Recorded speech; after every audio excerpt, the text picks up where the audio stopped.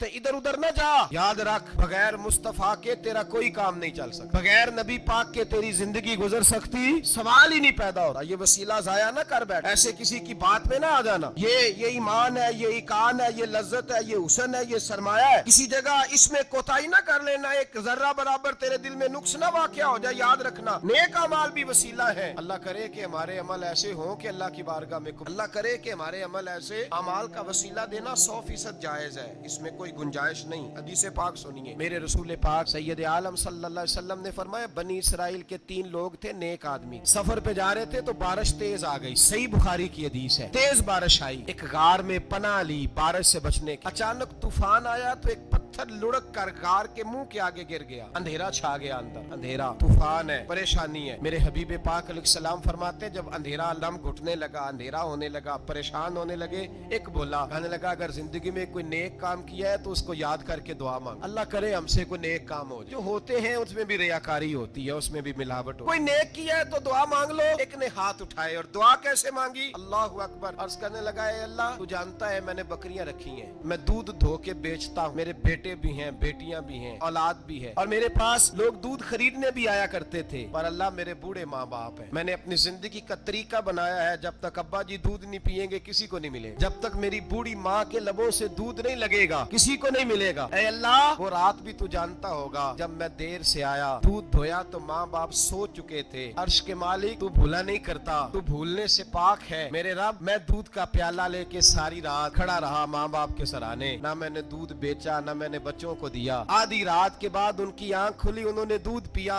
اے اللہ میری اماں بھی مجھ سے بڑی راضی, میرا باپ بھی بڑا راضی ہوا. مالک اگر وہ عمل واقعی تجھے قبول ہے تو اس مصیبت سے نجات دے دے. میرے نبی پاک علیہ السلام فرماتے اس نے یہ وسیلہ دے کے دعا مانگی تو اللہ نے پتھر سرکا دیا. پہلے روشنی نہیں آ رہی تھی, اب روشنی آنی شروع ہو گئی. پتہ چلا جو زندگی میں روشنی چاہتا ہے وہ ماں باپ کی نوکری کرے, جو زندگی میں روشنی چاہتا ہے وہ ماں باپ کی بلے شاہ تو آسمانی اڈدیاں پھڑنا ہے, اور جڑا گھر بیٹھا انہوں پھڑیا ہی نہیں. ان کی نوکری کرو روشنی ملے گی. دوسرا بولا, اس نے کہا اے اللہ تجھے پتہ ہے میں نے کئی لوگ مزدوری پہ رکھے ہوئے ہیں. ایک شخص مزدوری کرتا تھا تو کچھ کلو کچھ سیر چاول کچھ چاول اس کی مزدوری بنے. مثال دے کے سمجھاتا ہوں, 10,000 کے چاول اس کی مزدوری بن گئے. میں نے اس کو کہا مزدوری لے لے تو وہ ناراض ہو کے چلا گیا ناراض ہو کے. لیکن اے اللہ میں نے اس کا مال کھایا نہیں, میں نے مزدور کا حق رکھا نہیں. اے اللہ میں نے 10,000 علیحدہ کر دیا, وہ چاولوں کی قیمت میں نے علیحدہ کر دی. جب میں کاروبار کرتا تو میں نے اس پیسہ انویسٹ کر لیا, پھر اس پیسے سے میں کمارا رہا. ایک وقت آیا کہ زمانے بیت گئے, وہ 10,000 10 لاکھ یا جو سمجھ لے 10 کروڑ ہو گیا. کئی گائیں, کئی اونٹ, کئی پلاٹ آ گئے. اے اللہ کئی زمانے کے بعد وہ مزدور لوٹا اور کہنے لگا صاحب میں غریب ہو گیا ہوں, تنگ دستی آ گئی ہے, بوڑھا ہو گیا ہوں, وہ میرے پیسے تو دے دے.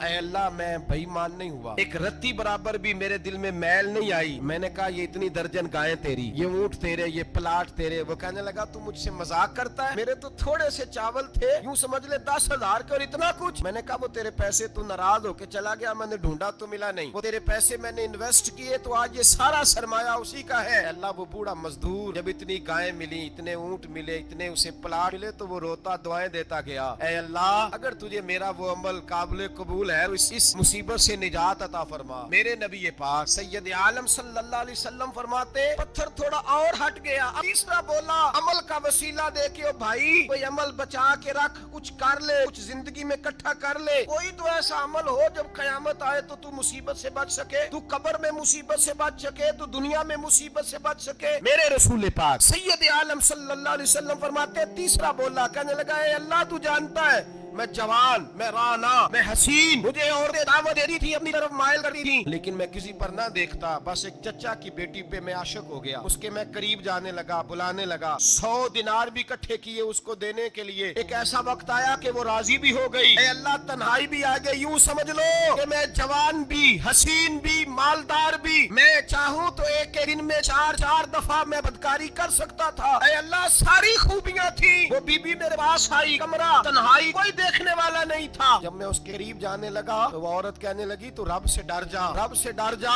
رب سے ڈر جا. اے اللہ, طاقت بھی, جوانی بھی, حسن بھی, مال بھی, میں سب کچھ کر سکا تھا تیرے لیے. اور اگر مسلمان ہوگا تو کہے گا اے اللہ تیرے رسول کے لیے. اے اللہ مدینے والے چاند کی بات مان, اے اللہ آمینہ کے معصوم کی بات مان, اے اللہ جناب فاطمہ الزہرا کی ابا کی بات مان کے میں نے اپنے نفس کی خواہش کو کچلا اور کچل کر کے میں نے وہ گناہ نہیں کیا, اس کو آزاد کر دیا. اگر وہ عمل تیری بارگاہ میں قبول ہے تو نجات دے دے. میرے نبی پاک فرماتے ہیں بس دعا ختم ہوئی تو اللہ نے پہاڑ دور پھینک, اللہ نے نجات دے دی. اللہ کرے میری ملت کے جوان کو بھی یہ نیکی نصیب, اللہ کرے ماں باپ کی خدمت کرنے والے بن جائیں, اللہ کرے ہم مزدوروں کا حق دینے والے بن جائیں, اللہ کرے ہم بے ایمانی دھوکے بازی کو چھوڑ دیں. اگر کوئی ایسا عمل ہوگا تو اللہ دنیا میں بھی نجات دے گا مشکلوں سے, قبر میں بھی اللہ نجات عطا, قیامت میں بھی اللہ. عمل کا وسیلہ دینا رب کی بارگاہ میں جائز ہے. بولیے اللہ کے ناموں کا وسیلہ دینا جائز ہے. کوئی بھی عبادت اگر خلوص کے ساتھ کی جائے, میرے نبی پاک نے فرمایا فرض نماز پڑھ کے جو دعا بھی مانگے گا رب تیری قبول, فرض نماز پڑھ کے جو دو دعا بھی مانگے گا اللہ تیری. اس کا مطلب ہے اعمال برکت سے اللہ دعائیں قبول کرتا ہے, اللہ دعائیں قبول. بس پھر وہی دعا کرتا ہوں اللہ ہمیں خلوص والے عمل کی توفیق عطا فرما. اچھا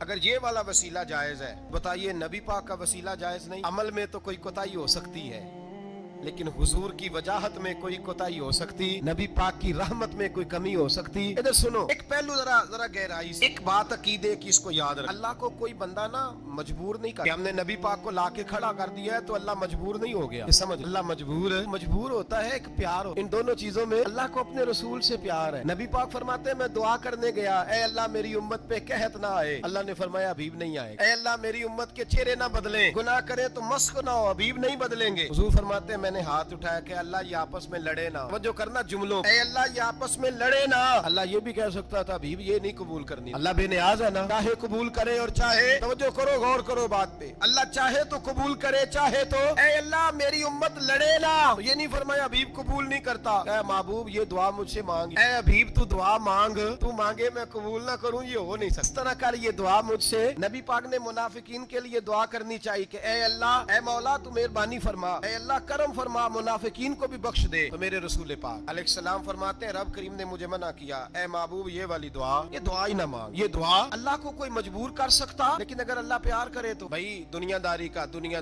چودھری صاحب کا, مولوی صاحب کا, پیر صاحب کا ایک عام مشہور مقولہ ہے, فلاں بندہ آ گیا تھا اس کو میں انکار نہیں کر سکتا. کیوں جی, وہ بندوق لے کے آیا تھا, کر دینا تھا انکار. فلاں آدمی آ گیا تھا پھر میں اس کو انکار, اور فلاں بندے کو ساتھ لے آیا تھا اس کو انکار ہو سکتا. کیوں جی, دو باتیں ہوتی ہیں, یا پیار بڑا ہے یا عزت بڑی, دو ہی باتیں ہیں, یا میں اس سے پیار بڑا کرتا ہوں یا میں اس کی. اللہ اپنے نبی سے پیار بھی بڑا کرتا ہے اور اپنے نبی کی عزت بھی بڑی فرماتا. بس یہ سمجھ لے بات. وسیلے کا معنی یہ ہے کہ اللہ اپنے نبی سے پیار کرتا ہے, اپنے محبوب کو اللہ بڑی عزت عطا فرماتا ہے. نبی پاک سید عالم صلی اللہ علیہ وسلم کے وسیلے کا یہ حال تھا کہ صحابہ ہر کام کے لیے دروازے رسول پہ پہنچ. پیاس لگی تو حضور کے پاس, بھوک لگی تو نبی پاک کے پاس, حضرت ابو ہریرہ کو حافظہ چاہیے تو نبی پاک کے پاس, کسی کو اولاد کی ضرورت ہے تو وہ رسول پاک کے پاس, کسی کو طاقت کی ضرورت ہے تو وہ بھی نبی پاک کے پاس. ہر آدمی جاتا تھا, انہیں پتا تھا دیتا خدا ہی ہے پر وسیلہ مصطفیٰ دے صلی اللہ علیہ. اور حضور نے فرمایا انما انا قاسم, بخاری مسلم ہے, فرمایا میں تو بانٹنے والا ہوں, میں قاسم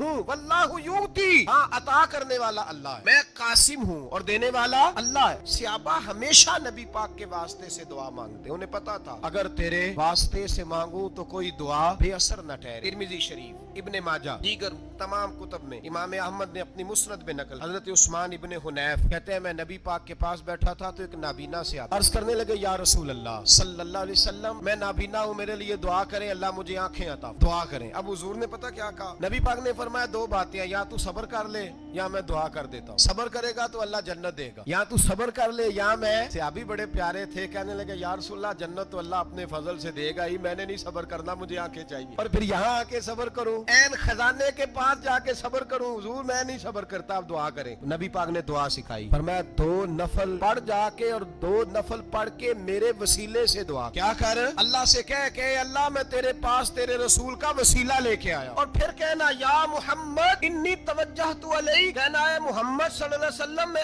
آپ کے وسیلے سے اللہ کی بارگاہ میں حاضر, اور پھر اللہ سے کہنا کہ اے اللہ تو اپنے نبی کی سفارش میرے حق میں قبول فرما. کون سکھا رہا ہے, بولیے کس کو, بولیے، کہا جا میرے وسیلے سے جا کے دعا کر۔ حضرت عثمان کہتے ہیں وہ چلے گئے، 2 نفل پڑے، حضور کے وسیلے سے دعا مانگی۔ فرماتے ہیں وہ چلے گئے پر ہم کوئی نہیں گئے۔ آپ کیوں نہیں گئے؟ صحابہ کا نظریہ بتاتا ہے کہ وہ گئے اس لیے نہیں کہ ہم حضور کا معجزہ دیکھ کے جائیں، کہتے ہیں ہم گئے نہیں۔ تھوڑی دیر گزری تو وہ صحابی جو اندھے گئے تھے جب واپس آئے ہیں تو اللہ نے انہیں آنکھیں عطا فرما دی۔ گئے تھے تو نابینا تھے، آئے تو بینا ہے۔ میرے نبی پاک صلی اللہ علیہ وسلم کا توسل، حضور کا وسیلہ خود حضور نے سکھایا ہے، خود نبی پاک نے۔ اور صحابہ کرام علیہم رضوان اس مزاج پر پورے عامل تھے، عامل۔ حضرت عمر فاروق صحابہ میں ایک دانشور شخصیت کا نام، علم کے لحاظ سے، عمل کے لحاظ سے، بصیرت کے لحاظ سے، تقوی کے، ایک بڑی انفرادی اور منفرد شخصیت ہے۔ حضرت عمر کے زمانے میں قحط پڑ گئی، بارش نہیں ہوتی، حالات بڑے دگرگوں ہیں، پریشانی ہے۔ لوگ سیدنا فاروق اعظم سے پوچھتے ہیں حضور اب کیا بنے؟ جو میں نے پہلے حدیث آپ کی خدمت میں عرض کی وہ ترمذی اور ابن ماجہ سے، اب جو حضرت عمر کی روایت عرض کر رہا ہوں یہ صحیح بخاری میں موجود۔ حضرت عمر فاروق رضی اللہ تعالیٰ عنہ کا زمانہ مبارکہ، قلت آ گئی، قحط آ گیا، بارش شدید ہے، صحابہ پریشان ہے۔ جناب عمر فاروق رضی اللہ تعالیٰ عنہ سے کہتے ہیں حضور کرنا کیا ہے؟ حضرت عمر پہلے تو خاموش رہے، پھر حضور کے چچا جناب عباس کو کوئی بات نہیں کی، جناب عباس کا بازو پکڑا اور کھلے میدان میں لے گئے۔ حضرت عمر دعا کر اور پوری امت کو دعا کا طریقہ بتلا۔ حضرت عمر کہتے ہیں اگر قبول کرانی ہے تو یہ طریقہ ہے، اگر اللہ کی بارگاہ میں دعاؤں کو مستجاب کرانا ہے تو یہ رنگ ہے جو امت مسلمہ کو میں سکھا رہا ہوں۔ حضرت عمر نے جناب سیدنا عباس رضی اللہ تعالیٰ عنہ کو کھڑا کیا سامنے اور دعا فرمائی، اللہم انا نتوسل الیک بنبیک، اے اللہ ہم تیری بارگاہ میں تیرے نبی کے وسیلے سے دعا کرتے، فتسقینا ہمیں بارش عطا فرما، ہمیں کس کے وسیلے سے؟ وضو۔ اور پھر کہا اللہم انا نتوسلک بام نبیک، اے اللہ ہم نے اپنے نبی کے چچا کے وسیلے سے بارش عطا فرما، اے اللہ ہمیں اپنے رسول کے چچا کے وسیلے سے، حضرت عباس کے وسیلے سے بارش دے۔ صحابہ کہتے ہیں جب ہم گئے تھے دعا مانگنے تو خشک سالی تھی، اور جب گھروں کو آ رہے تھے تو ہمارے کپڑے بارش سے بھیگ چکے، اللہ نے بارش عطا کس کے وسیلے سے؟ حضرت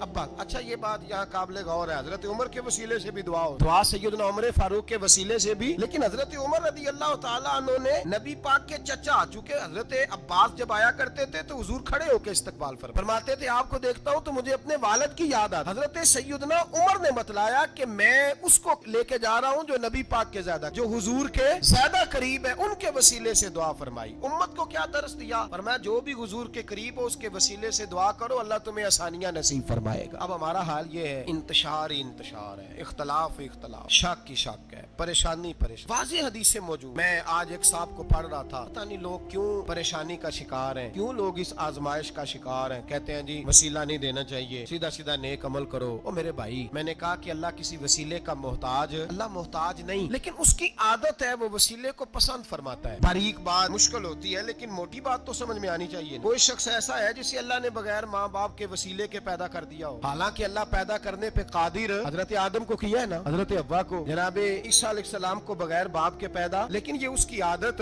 وہ جب پیدا کرتا ہے تو ماں باپ کے وسیلے سے پیدا کرتا ہے، پھر جب روزی دیتا ہے تو پھر بھی کسی نہ کسی، کیا اس نے حکم دے دیا ہے؟ روزی کون دیتا ہے؟ تو اللہ کا یہ حکم ہے کہ کنڈی لگا کے اندر پنکھا چلا کے سوئے رہو، روزی پہنچ جائے گی۔ کہتا اٹھ کو سبب پیدا کر، باہر نکل، محنت کر، وسیلہ بنا۔ جو آدمی کہتا ہے جی میں کپڑے سی بھی خود لیتا ہوں، استری بھی کر لیتا ہوں، دھو بھی لیتا ہوں، اس سے سوال یہ ہے کہ بنا بھی لیتے ہو؟ اس کا مطلب ہے اللہ نے بندوں کو بندوں کا محتاج، بندوں کے لیے بندوں کا وسیلہ اللہ نے رکھا ہے۔ ہماری یہ موٹی سی بات بھی عقل میں نہیں آتی، موٹی سی بات کہتا ہے جی نہیں ڈائریکٹ، او خدا کے بندے تھوڑا غور کر، دیتا اللہ ہی ہے اور دے گا بھی اللہ ہی، لیکن جو ذرائع، جو وسیلے، جو سبب اللہ نے ہمارے لیے مقرر کیے ہیں، ہم اس سبب کا انکار کر سکتے؟ شفا کون دیتا ہے؟ دوائی لینے کس کے پاس جاتے ہو؟ آپ اس طرح کریں نا، چپ کر کے گھر بیٹھیں، تسبیح پڑھیں، یا شافی الامراض، یا شافی الامراض، او شفا دینے والے، او شفا دینے والے، سارا دن جی وظیفہ پڑھیں، شفا کون دے گا؟ تو وظیفہ پڑھو چپ کر کے، دوائی لینے کیوں گئے ہو؟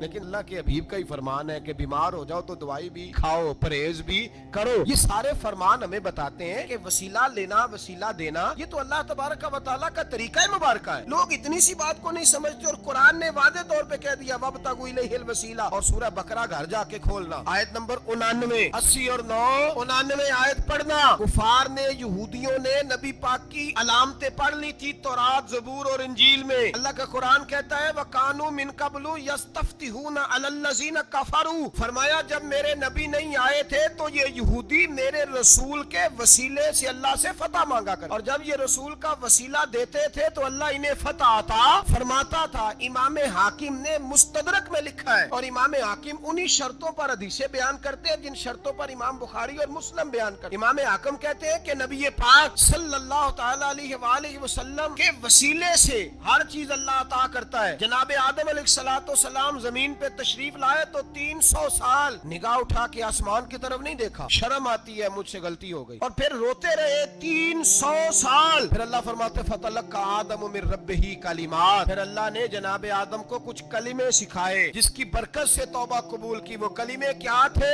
इमाम हाकिम फरमाते हैं वो कलिमे ये थे कि जनाब आदम के दिल में अल्लाह ने एक दिन बात डाली, खुद बात डाली अल्लाह ने दिल में। हजरत आदम कहने लगे ए अल्लाह, जब मैंने आंख खोली थी तो जन्नत के दरवाजे पे मैंने लिखा हुआ देखा था ला इलाहा इल्लल्लाह मुहम्मदुर रसूलुल्लाह सल्लल्लाहु अलैहि। जन्नत के हर पत्ते पर, दरख्त पर मैंने लिखा देखा था ला इलाहा इल्लल्लाह मुहम्मदुर रसूलुल्लाह। जनाब आदम कहने लगे ए अल्लाह, वो जो रसूल जिनका नाम तूने जगह जगह लिखा है उनके वसीले से ही मेरी तौबा कबूल फरमा। तो रब करीम ने फरमाया अच्छा हबीब की बात करते हो, चलो आदम फताबा अलैहि इन्नहु हुवत तव्वाबुर रहीम, जा मैंने तेरी तौबा कबूल की, मैं हुई बड़ा मेहरबान, मैं हुई बड़ी तौबा कबूल करने वाला। शेख सादी फरमाया करते थे अगर तेरे बाप की तौबा, जनाब आदम की तौबा मुस्तफा के वसीले से कबूल होती है, तू क्यों इनकारी हो गया है? तू क्यों इनकारी हो गया? क्यों नहीं हुजूर का वसीला मांगता? मेरे नबी पाक सैयद आलम सल्लल्लाहु तआला अलैहि, लोग बड़ी ढटाई से इनकार कर, बड़ी दलेरी से इनकार। ओ खुदा के बंदो, ये वसीला तो बड़ा जरूरी है, ये वसीला तो बड़ा कीमती है। मेरे नबी पाक सल्लल्लाहु तआला अलैहि वसल्लम ने